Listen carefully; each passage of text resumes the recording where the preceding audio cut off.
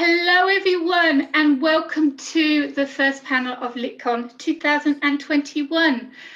This is the World Building for Young Adult Fantasy, and joining me today is Laurie Bell. Welcome, Laurie. Thank you. It's lovely to be here.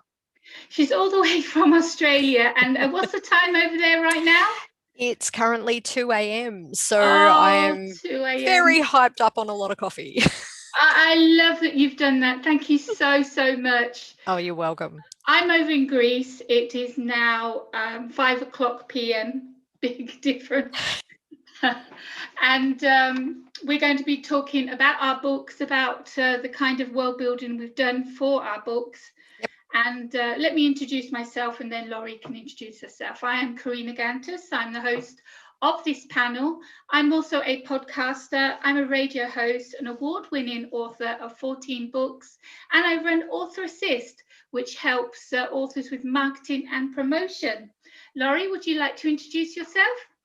Well, I'm Laurie Bell. I write both fantasy and science fiction, but we're talking about fantasy today. And I have a young adult series that is The Stones of Power. So book one is The Butterfly Stone, and book two is The Tiger's Eye. And I'm editing and working on book three at the moment. How exciting. It's many fantasies are normally trilogies. Mine was going to be a trilogy, but I actually stopped at 2 books and did something different and went for duology. I saw Yeah. that. That's amazing. And I love those covers. We have to talk about your covers later. Oh yes, I'll talk about covers and we'll see yours as well. The first question I have to ask, and I'm going to ask anyone who does fantasy, did Tolkien help you with your book? Was it the films? Was it his books? Did he inspire you at all to be a fantasy author? Do you know it wasn't really Tolkien? For me, it was Douglas Adams. That's Okay. that's really what was my big launching off point, which was just fun and silly and out there, and it really kicked off a bit of everything. And then I read a lot of Tolkien after that, and branched out into pretty much anything I could get my hands on. That's how it starts. It's I think most authors read. I mean, that's where we get our inspiration from, Yeah. the books. And with Tolkien, for me, it was the films that got me to write illusional reality duology, Mhm. which before that I was actually an urban MC thriller romance author and wrote about outlaw motorcycle clubs. So a really big change from going from one to the other. And I thank Absolutely. Lord of the Rings Tolkien for that. Oh, So that's wonderful. let's hear about the first book of your beautiful series. So, my lovely series, which is published by Wyverns Peak Publishing, which is a publishing house in ooh, the US. So, it's a very small family publishing house there. Um, the Butterfly Stone is about a young girl named Tracy who is Magekind in a world where, if you think of True Blood, when the vampires come out to the Sure. world, very much Magekind do the same thing.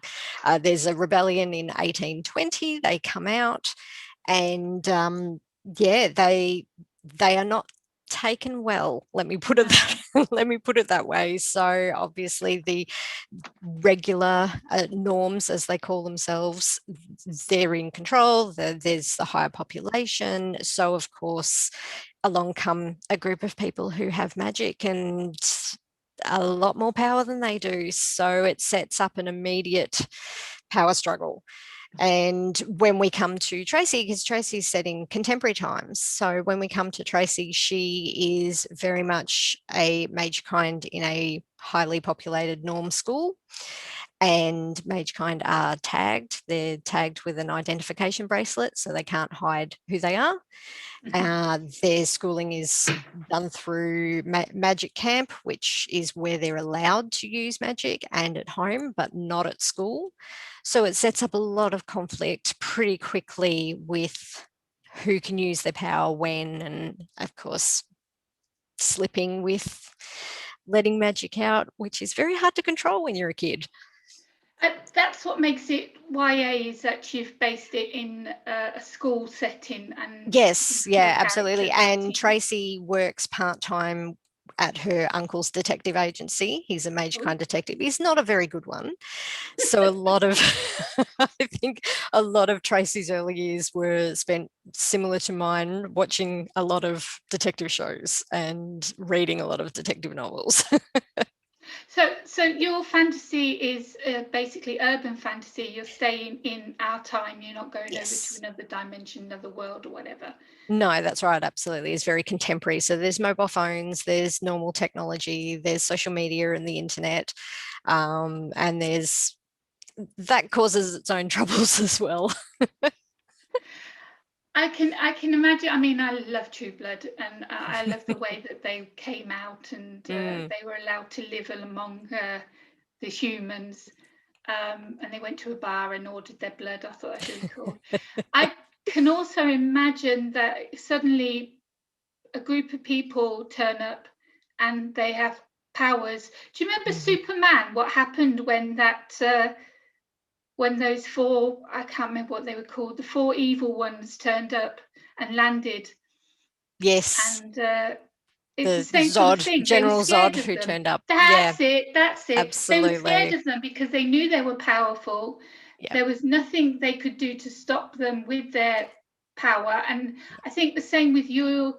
I think people are scared because they don't know about magic. They don't know how Yes, powerful they are. They don't know what they're there for, what they that's intend right. to do while What they're they there, can do what they and can what, do. yeah, absolutely. So it's definitely that conflict that sets up. So there's a lot of tension just in everyday life. I mean, the going to politics and the committees. I mean, if we're talking uh, urban, then we're Mhm. talking prime minister or king or Mhm. whatever. Um, were they arrested? Were they had to get a Well, license? You know. that's exactly right. So with the world building that came into to my books with the Stones of Power, that's where I started. I thought about, once I had the idea of Tracy and her magic, that's when I went into what does that mean for the world? What does that mean for school? What does that mean for careers? What does that mean for family? How do you interact? And in the case of Magekind, it's very much along the lines of X-Men. So it's a random genetic gene that is triggered. So you might have someone in the family who has no magic at all, while you've got several family members that do have magic, and vice versa. You may have a whole family who do not have magic at all, and they find out their young son or daughter has magic. I was going to say that you say about Mm. them just appearing out of nowhere, but Mm. how do you know that these humans in families don't have that power and it just hasn't woken up yet? And people have always had that magic within them, but it hasn't woken. Well, in this particular, the way I've built the world that comes up, there are clans, a council of clans, so that magic's been around forever. They've just kept very, very quiet about it and not let anyone know. And in 1820, pretty sure that's the year, there is a rebellion where a group of 5 young mage kind decide that they don't want to hide anymore. And that's what Mm. sets everything in motion. It's a very dramatic, bloody, violent uprising, which is very quickly quashed, but that sets everything in motion. With now mage kind have been discovered in the world, they need to be registered, they need to be tagged, everyone needs to know who they are. Yeah, there's no escape. They know exactly where No, they are, and unless, exactly. of course, there are those rebels that are hiding and Yep. haven't been tagged yet. That's right, exactly. All those children who actually come into their magic, which tends to be usually quite young. So earlier than 10, so in their very early years. But some pop up into their magic quite late at 14, 15, and that can set a whole number of I cat was going to amongst the say, pigeons, is so to there speak. someone from the original clan who will tutor them, who will teach them how to control their magic, who will find all these newling Ah, mages? not in this case. In this case, we have camps, so school camps, and family members and teachers. So you still have teachers like you do at school, and you'll have mage teachers who will take the children off on a camp for 2 to 3 weeks in summer, where they are taught the basics with using their magic, but the rules are that they are not allowed to use magic outside of the home or outside of camp, A bit like which Harry can Potter cause there. all sorts of dramas. Yes, You absolutely. But in don't this use case, magic outside Hogwarts. that's right. Well, in this case, they're still known as mage kind because of the bracelets that they wear. Did Harry Potter at all inspire you? There was probably a lot in there. Absolutely. I was a big Hermione fan from way back when, and was very miffed that Hermione kept getting sort of pushed to the side, and it's, oh yes, Harry causing trouble and getting into trouble and saving the world, when it's Hermione doing all the work behind the scenes. She's the one reading all Exactly. the books and working out Exactly. all the spells. The same as Lord of the Rings had nothing to do with Frodo. It's all Sam. That's right. If there wasn't a Sam, Yeah. Frodo wouldn't have destroyed the ring. Yes, exactly. Exactly. It's like there's always puppets, Yep. puppets controlling. Oh, absolutely. And in my lovely two books here, and the third that's on the way, it's actually going to be a 5 book series, or at least that's Wow. the plan. It is lighter than possibly I'm giving hints to. There's a lot of fun, there's a lot of action, there's a lot of friendship, adventure, and danger. There is a mysterious necklace that is needed to be found, and that sets everything in motion, with a shadow man who is also after the necklace. And So he's Tracy the needs to villain. find it first. Yep. I was going to ask you who's the baddie. Yes. Who's the villain in your book? So Well, Shadow Man, is he?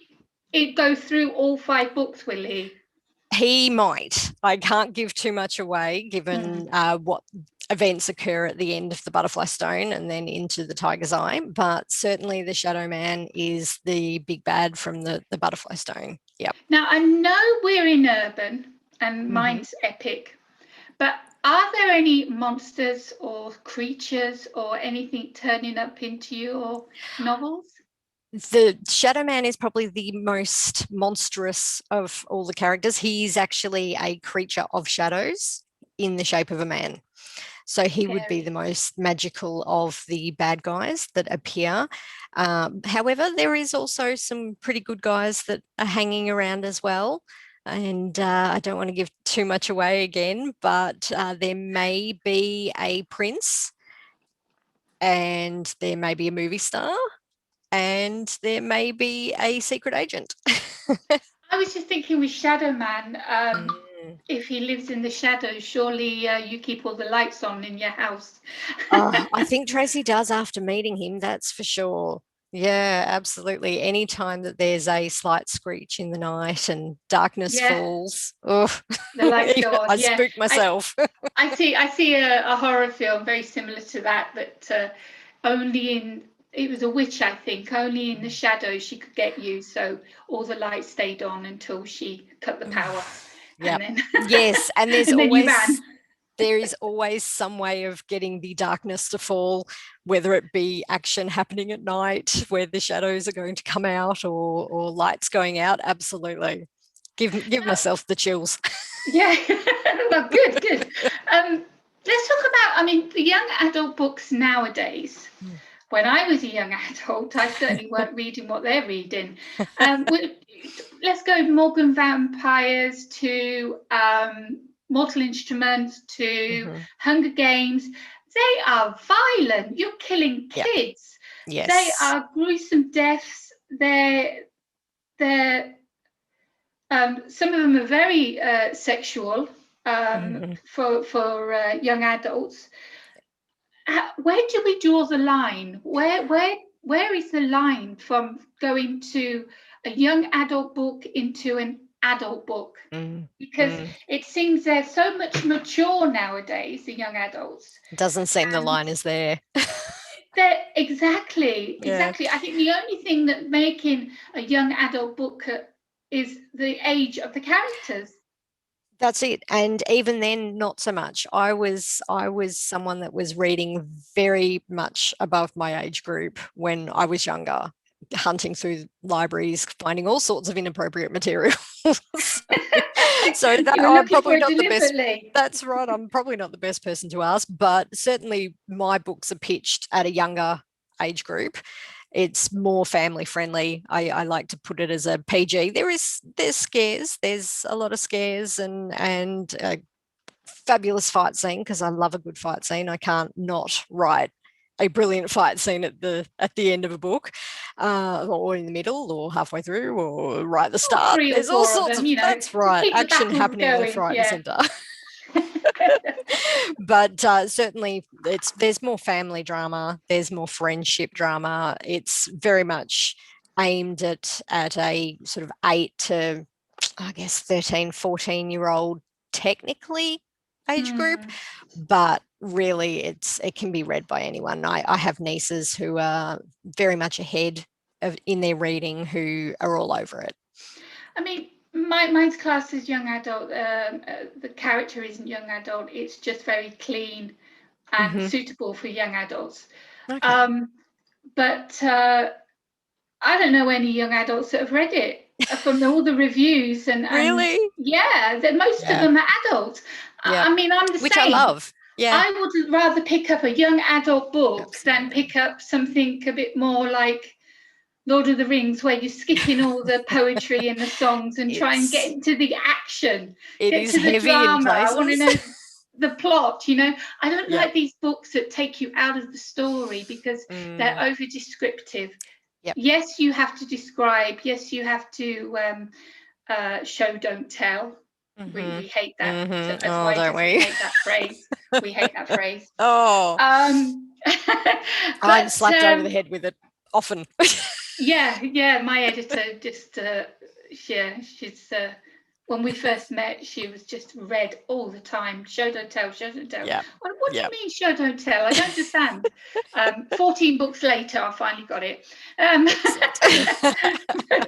But so you can have over descriptive, Mm-hmm. and it takes the reader, it stops the flow of the reader, it takes them out of the story, which Yep. I feel that Stephen King is one of those people. Mm-hmm. Where Dean Koontz, I love Dean Koontz, and his books are so easy to read Yep. if you've ever read his books, and Mm-hmm. they're amazing stories. I love Stephen King's films. I love the films, but I Mm-hmm. cannot read his books. Again, I'm skipping pages to try and get to the actual plot, to find out what the actual story is. Yeah. And so, yeah, young adult doesn't do that. Young adult No. gets straight to the action, straight to the dialogue, straight to the Straight to the drama. characters. Character and drama and tension, absolutely. But although, I Exactly. mean, there are some really good adult books that also run through the same, where they're not that description heavy, and Mm-hmm. I love a good dialogue heavy story. It comes from a theatre background, it comes from a TV background, it comes from a watching every movie I can get my hands on. So I love a I good feel, dialogue heavy yeah, scene. I feel when there's dialogue, that's when you feel the passion. Yep. That's when you get the emotion through the Mm-hmm. dialogue, not through action. Whereas if you were writing a screenplay, it would all be done through action rather than emotions and And I thoughts get picked and up on that by my editors quite a lot with having stagecraft in my in my books with a lot of stage movement. Say this, pick up this, and walk out the door. It's yeah. No, you're not writing a script, darling. You're writing a novel. A total different cup of tea, as they say. that's right, So absolutely. Let's go back. I mean, your whole premises of Mm. this trilogy is to do with magic. Mm, Tell yep. me, what is the magic? What powers do they have? What can they do? Why do they use it, and when? Well, that's a good question because Tracy is still learning. She is still learning what she can do and how she can do it. So it is pitched as 5 books. So I've written the third one now. I can see the end. I know where I'm going. It's just Good. getting there. Whether or not it turns out like that when you get to That's the right. end, Who it's up to knows? the characters. Yeah, the Well, characters quite will tell often you. I just let them tell the scene because I'll have a very, very basic plot line in mind, and I hand it over to Tracy, so to speak, and let her Yeah, drive the story, which I yeah, think is where all the fun comes from. yeah. I've said so many times in Mm. interviews with authors about this, because readers just don't realise how schizo writers are. But we do hear voices in our heads, and it's our Mhm. characters talking, and it's them telling us which road to take, and Yep. telling us off when we're done something that Tried to they don't force them like, into, yeah, yeah. and to get rid of it, edit, and And that's do where as I'll find they I say. get that's where I'll get my mental blocks, where I get stuck in a scene if I'm trying to force my characters into the plot that I want and I've planned, and here's my plot and that's where you're going, and they decide they're going somewhere completely different. I'll get blocked. I will get stuck and I can't go any further until I can work my way back and find out where it's actually heading, not of my control. Yeah, exactly. We're not. We start the story, but we don't control Yeah. it. No, I certainly don't. I know authors who can and have every step plotted to every little. I can't. Are you a pantser? Oh, very much. Well, it's I have a very general outline, so I'll know the Uh-huh. start and I'll sort of generally have an idea of where I'm heading. But it's not until perhaps the eighth or ninth chapter that I'll actually know how I'm going to end the story. And then I Yeah, can head in that direction. exactly. I have the idea, and I sort of know where I want to go, and Hmm. I start with the conflict Yep. scene. I write that out. Why did we get there? What happens, and what's the Hmm. conclusion? Yep. And then it carries on from there. Mm. And plotting with, I don't know if I could ever plot. It's my plotting's all in my head. Hmm. Everything, the characters, what's going to happen the next scene. I dream it. It's in my head. It goes down on paper. I do the old-fashioned way, pen and Yep. paper. Yes, me And too. oh, And I good. did see in an interview that you did that you have that you'll park yourself in a coffee shop as well, which is also something that I do. Oh wow, you're my sister. There's not Just many on that the do it. other side of the world, it's fine. Yeah, yeah, yeah, it's true. There's not many that do it the old-fashioned way, but I find that I can write full scenes out, or I can just write notes out, and Yes. then when I'm ready to type it up, I Hmm. get the notepad out. Somehow I can read my writing. Don't know how. If you can see the notes I've got down here, there's no way you could read it. My daughter tried reading it out to me earlier, and she was like, "What?" So, but I understand what I'm writing. I do Um, call it author's handwriting. I write on the train, so it's atrocious anyway because of the movement. Are you like me? Because we have to, for copyright reasons, we have to keep all our original, not just manuscripts, all our Mhm. original notepads. Notebooks and yep. After 27 years, There's a lot I of have got notebooks. bags and bags Hmm. of them. Yep. Yep, You're the same. absolutely. And they're all hardcovers because I write on the train, I have a hardcover notebook that I can write in. And yes, I have stacks of them. A couple of tubs under the bed and a couple of Yeah. tubs in the office. And then when you write it all up and you've got your first draft, then you Hmm. print it out. Hmm. And that's when you go to the Yes, coffee shop and you sit there it's and you start exactly what going I through the do. manuscript and you Yep. think, what the hell have I written? Yeah. Yeah, and I tend to be quite dialogue heavy. So that's when I have to actually look at a scene and go, oh, where are they at this point? And what time is it? And what year is it? Are they outside? Are they inside? We skipped to a question that's really, really, really important, and I Mm. think you're very crafty when you skip that.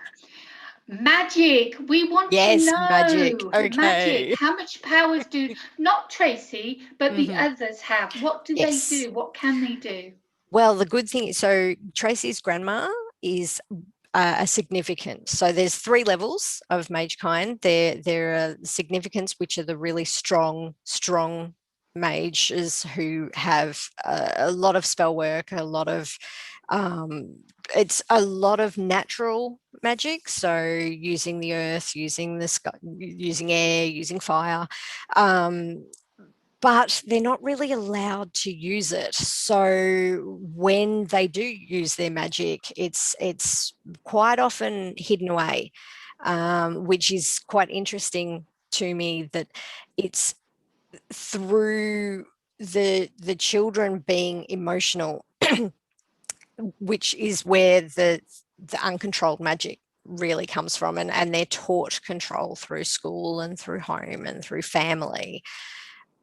But that's not always going to work if you have a parent who is a norm, or a parent who is of a lesser strength, which Tracy's uncle, who is a mage kind detective, and he takes mage kind cases. He is just not very good at his job, and Tracy really wants to help him. So she really wants to be able to use her magic to help her uncle. And there's a couple of little ways that they manage to slip the control, so to speak, and trick Tracy's bracelet into showing that she's not using her magic when she is. So there's a lot of glowing, sparkling lights and clouds, and well, the shadow monster the shadow man who comes after Tracy. There's a lot of, Does he have magic? well, yes and He has no. power. He's being driven by power, that's for sure. Yeah, absolutely. The magic, I think, if I'm right with what I've just heard, it's more Mm. like the forces of nature: wind, Mm-hmm. fire, Yep. earth. Yep. But of course, The, because the story is very close point of view for Tracy. So it's Tracy's point of view. And because she's young and she's still learning how to use her magic, it really does take us through that journey of what can she do, and how to use her magic, and when she can use her magic. So she has mage kind friends and norm friends, and they all have sort of a different strength and different abilities. It's kind of tricky to go into it without giving too much away, but they're Go all on, you want to learning as get they go. readers to go out and buy your I book. Give know. it to them. Sell it. Tracy's a magic detective and she's looking for a magic necklace. And this magic necklace, if she finds Yes. it, does she hold Mm-hmm. power, or is she going to give it to somebody?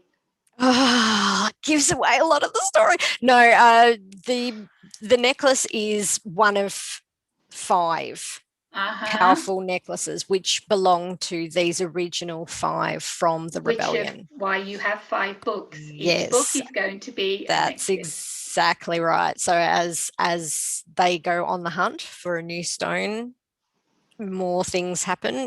The tiger's eye, which I don't think I held up before, but the tiger's eye Beautiful. is the second book and the second stone that they are able to find with new friends that come along and new bad guys that pop up that are causing trouble for Tracy and her friends. So it's very much a action adventure story that's just based on finding these necklaces before the bad guys do.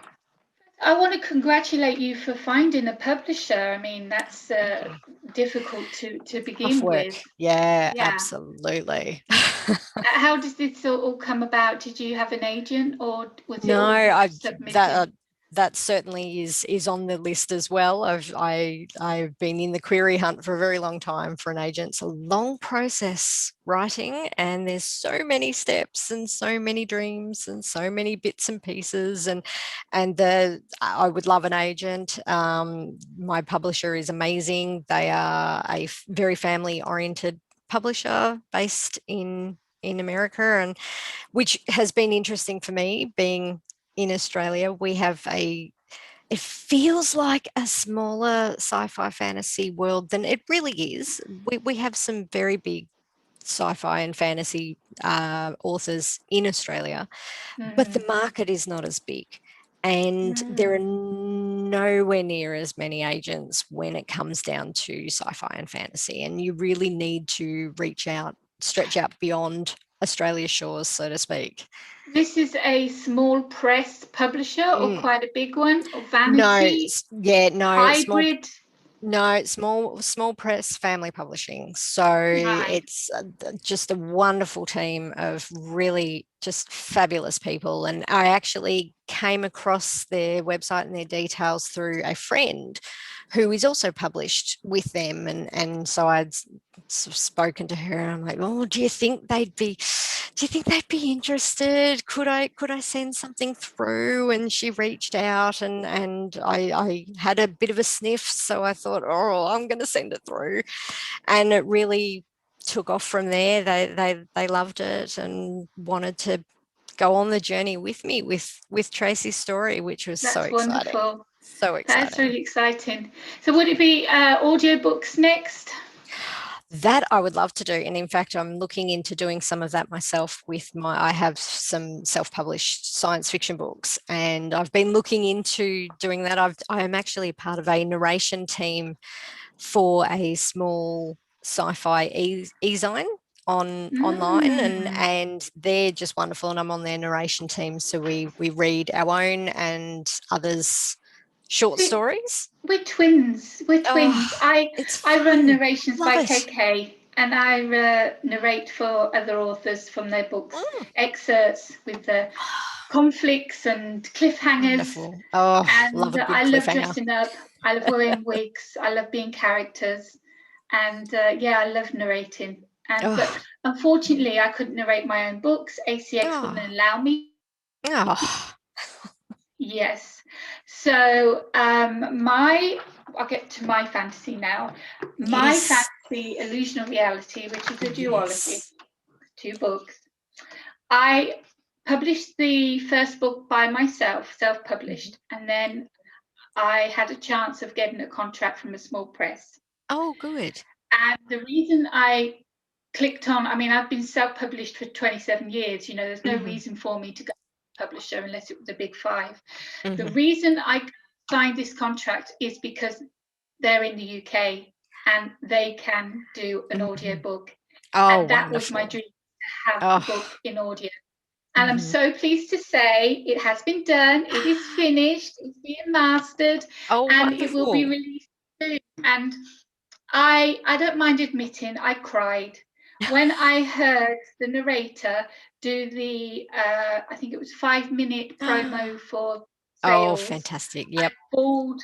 I bawled. I really did, Really? because this Oh, is something that I've been waiting for. This Illusional Reality, the first book, yes. Hold it up. Oh, was I love that written cover. in 2016.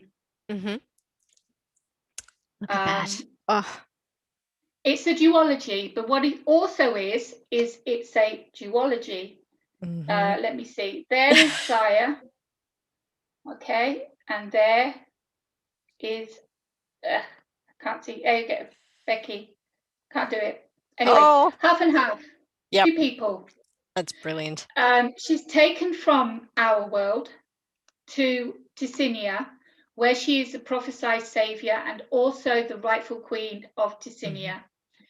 Now, she's us. If you woke up in a strange place and was told that everything you knew was a lie, you were adopted, you're not really from Earth, from the UK, your whole life is a lie. And they turn around and say, right, you are the rightful queen, and we want you to take over your place. But we have a problem with a dark warlord who keeps on trying to take our sacred stones, the Oh, channelings, great. are the power of Ticinia. So Magic what we stones. do is we'd make an alliance between our two Mhm. countries, our two lands. And to do that, we thought we'd marry you off to the warlord's son, Kovan. Oh, isn't that brilliant? What would you do? How would you react? Mm, Yeah. probably not well. Yeah, exactly. She goes ballistic. Mhm. She's stubborn anyway, but she demands them to take her back, that she doesn't want anything to do with it. This is not her Mhm. land. She doesn't know these people. They have no right to expect her to marry someone so evil. And because of her denial, it actually causes destruction Mm. and death. And so she knows that she has to do something. She refuses to marry, but she wants to try and get some peace between the two lands before she gets taken back. It's in an oracle, it's prophesied. She is going to make this peace. So she knows, okay, there's nothing I can do about it. I've got to try. I've got to meet the warlord and I've got to try. So in illusional realities, we're going from urban into epic. But the epic is in Ticinia. It's a little forest. And they live up in the trees because they love Oh, nature. wow. And there's only a couple of buildings on the floor, and that is the Escos, Mhm. the Rikes, and the Pleki. Now, the Pleki is where the sacred stones are kept, and they're used like we would use a chapel. People would go there and they would sit there and they would pray and they would thank the stones for what they had. They'd never get an answer back, but you know that's what their belief was, that the stones were keeping them. Not every Ticinian has powers. We call them gifts. They call them gifts, not Mhm. powers. But they have. It goes through generations. Some generations are left out with nothing, but there's no jealousy or anything. You know, they're all Mhm. friendly. They all love one another. Their houses are actually connected by a bridge, so you can actually walk from one part of Ticinia Wow. to the other through people's not through their property, but through outside their houses. That's how close these people are with one another. So their powers, we've got anything from hearing to controlling the mind to talking to birds to growing things out of nothing to being invisible. Just the powers just go on and on. And what's unique about illusional reality is that the magic is all new. The language is old-fashioned Shakespearean. Oh. Yeah, I didn't want to go to make a whole new language like Tolkien did, but I didn't Mhm. want to have English either. So I you'd have a sentence and I'd change a couple of words. So it still means the same thing, Mhm. but it said Old English type. Ah. Um, so that's unique. The powers are Hmm. unique. The story's unique. How did you The come up with place. the idea of the tree world?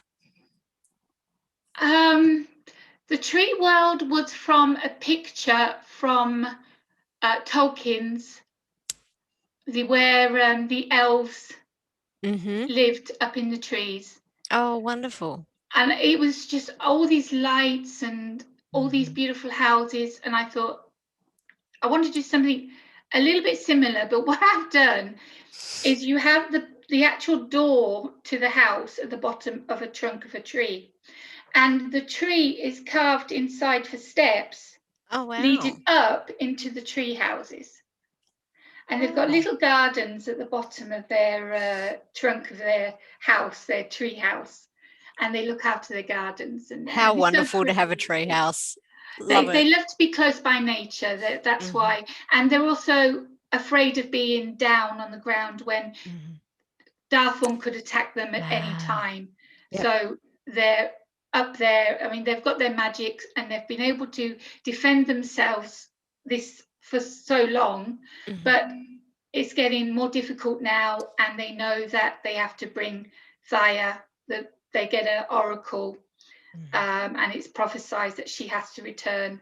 So someone goes and gets her, and so much goes on, and so much. Brilliant. There's a tutor of the arts called Alcazar, and there's a tutor of the code called Pertius. Now, Pertius teaches her all the rules of the land, the politics. She is royalty. She needs to know how she's Must be supposed hard to. learning that so fast. She has to learn it so far. She's got to go Mm. and meet Darthorn in the next week or so. Alcazar teaches her how to use her magic, which she didn't even know she had. Mm-hmm. And Alcazar, even though he's betrothed to somebody else and he's not allowed to go anywhere near a Ganti, a royalty, they fall in love. Of course. Forbidden Oh, love, forbidden love. conflict. But what happens is that while he's teaching her her magic, he realizes that she's a lot powerful than people think. Mm-hmm. And there is a second will inside her that she can't control and she doesn't even know exists. And when that second will comes out, it's evil. Ooh, I'm getting So some Smeagol, some we've got Gollum. we've got Becky from we've got Thaya here, we've got Becky from the UK. Come book 2 is a duology again.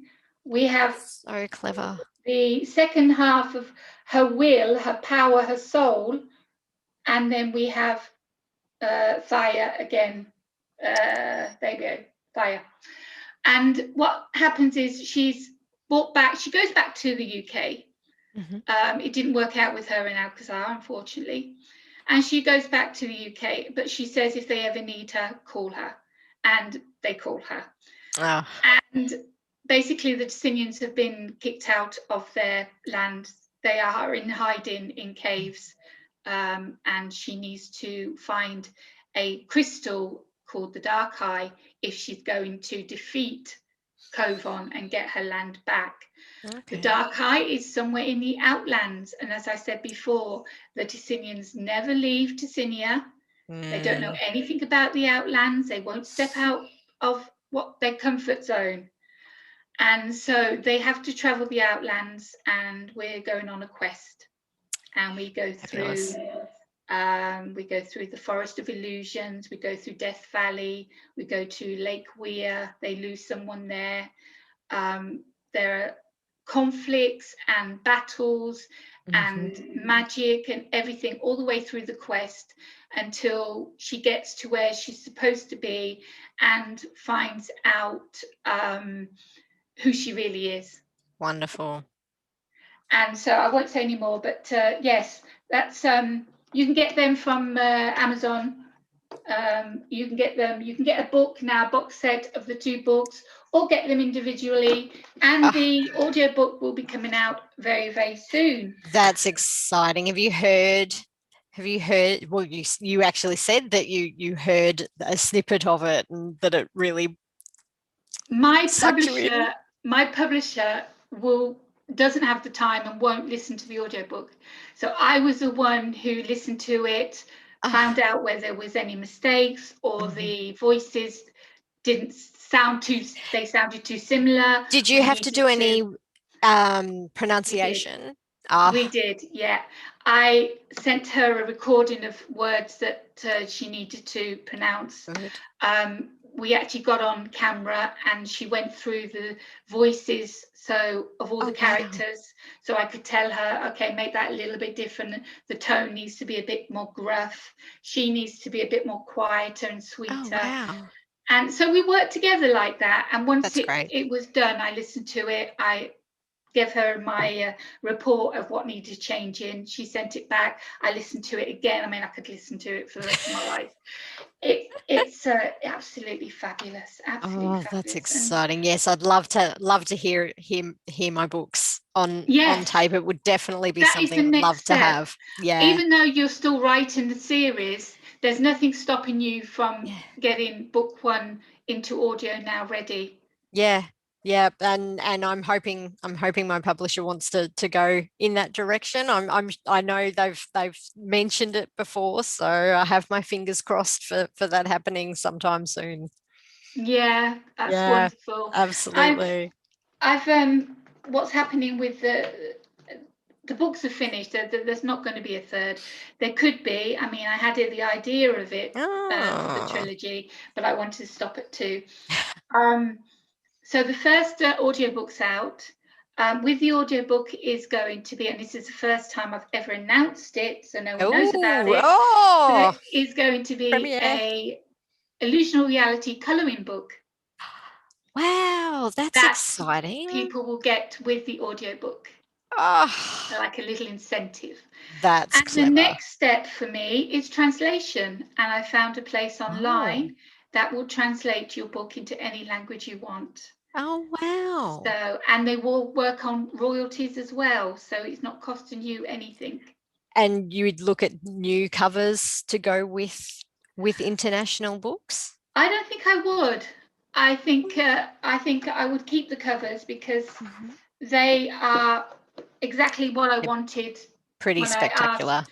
Yeah, they are, and they tell the story. And Yeah, the only thing that will change will be the title the to title. whatever Yeah. language it needs to be. So Oh, that is my wonderful. next steps. Whereas Oh, your next steps will be to finish your series. yes, yes, absolutely. And really that's my driver at the moment. I just have it playing in my head over and over with I need to finish and tell Tracy's story and really get that out there. But how did you what I'd like to know is how did you come up with your story is so epic. It's there's two worlds, but they're so different.